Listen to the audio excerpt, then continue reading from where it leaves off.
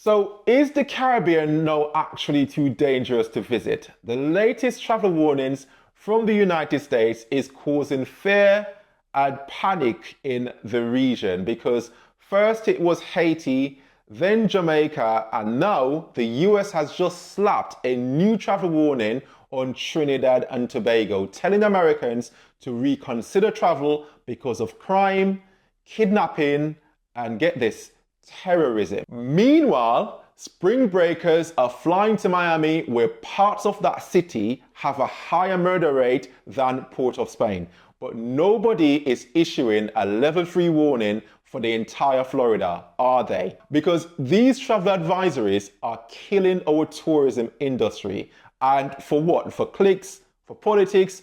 Or is it just a complete misunderstanding of what's really happening in these countries? Today, I'm going to break it all down. Why the US keeps issuing these warnings and what's really happening on the ground in places like Haiti, Trinidad, and how these labels are destroying the economy of an entire region. Because look, when the US says don't go, the world listens and the Caribbean suffers. So the US State Department issues travel advisories in 4 levels. Level 1 means exercise normal precautions. Level 4 means do not travel. Now, as of March 2025, 3 Caribbean countries are in trouble. Now, these warnings aren't just bureaucratic notices. They directly impact flights, hotel bookings, and travel insurance and businesses. They scare away tourists and they strangle the economies of countries who depend on these visitors to survive. So first, we're going to talk about Haiti, because while the US level 4 do not travel advisory is serious and right now justified, we can't talk about the crisis in Haiti without understanding the deeper history behind it. Because Haiti was the first country in the Western Hemisphere to abolish slavery. And for that act of rebellion, Haiti was punished. In 1825, France forced Haiti to pay reparations. Yes, reparations. The same reparations that Europeans are refusing to pay now. It forced Haiti to pay reparations to former slave owners for their loss of property, and that debt, valued over $20 billion today, crippled Haiti's economy for generations. It took them more than a century to repay that money. And it didn't just stop there.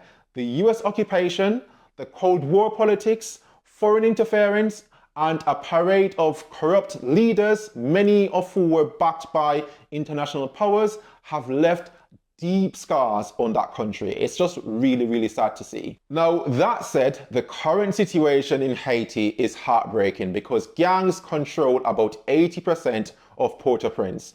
Armed groups are setting up roadblocks, they're kidnapping civilians and battling police in the streets. Millions of Haitians have had to flee their homes.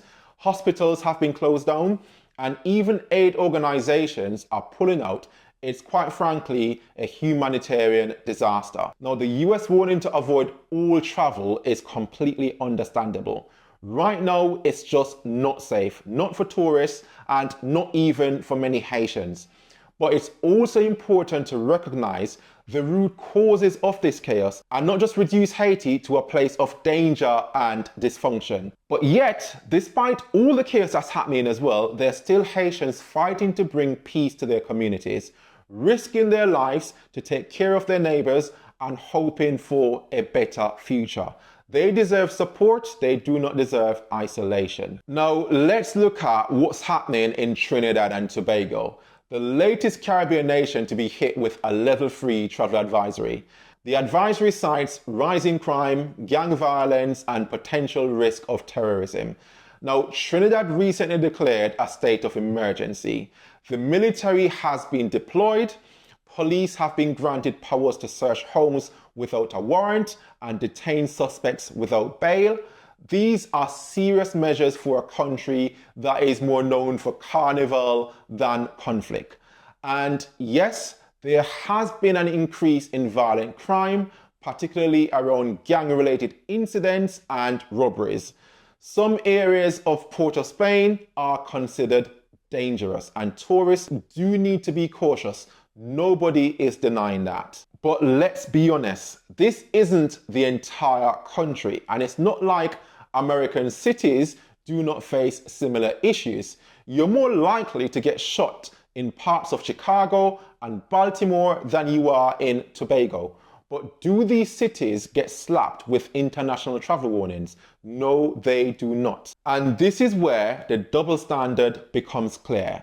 The US isn't wrong to want to protect its citizens, but when you single out entire countries based on isolated hotspots, it sends a dangerous and damaging message. The same thing can be attributed to Jamaica. It has been sitting at a level 3 advisory for a while now.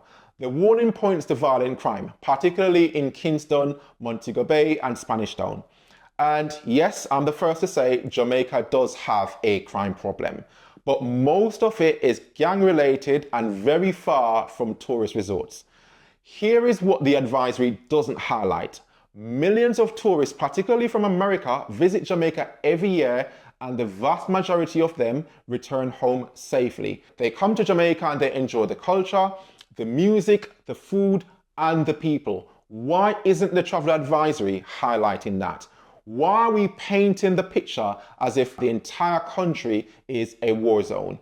These travel advisories have real consequences. They're not just words on a screen. When the US issues a level 3 or a level 4, insurance companies start to pull back.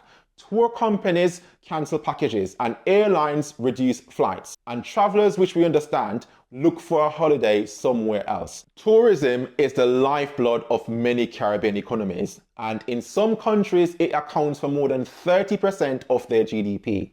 When tourists stay away, people lose their jobs, families lose their income, small businesses are closed down. It's a ripple effect that can devastate entire communities. So what is the solution here? I think first we need to have better travel advisories, more nuanced, more detailed, and less alarmist. Not every part of Jamaica or Trinidad or Haiti is dangerous, just like not every part of Los Angeles, Washington, D.C. or New York is dangerous. The UK, for example, they often break down their travel advisories by regions. Why can't the US do something similar? Secondly, there needs to be more partnership between the United States and Caribbean governments. Help these countries build safer environments, share intelligence, fund community policing, and invest in youth programs that stops crime before it starts. And also stop importing all the guns to the Caribbean, because these countries do not manufacture guns. We as a Caribbean people need to own our own narrative. The US can issue its warnings, but we have to show the world our full story.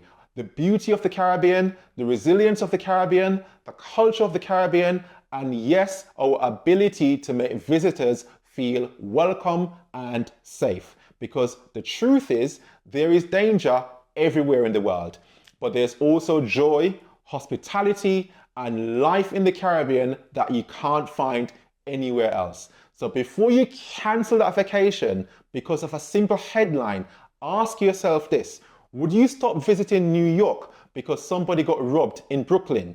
Or would you swear off California because of crime in Oakland? If not, maybe it's time to give the Caribbean the same grace. Don't let fear be the only story that people hear about us, because there's so much more that's worth discovering in these beautiful islands that we call home in the Caribbean. We're not just fighting for our tourism, we're fighting for our dignity, our truth, and our place in the world. The Caribbean is not just a crime statistic. It's not just a warning label. It is a home to millions of people, and it deserves better. If you like this video, please click the like button and don't forget to subscribe to the channel. Thank you.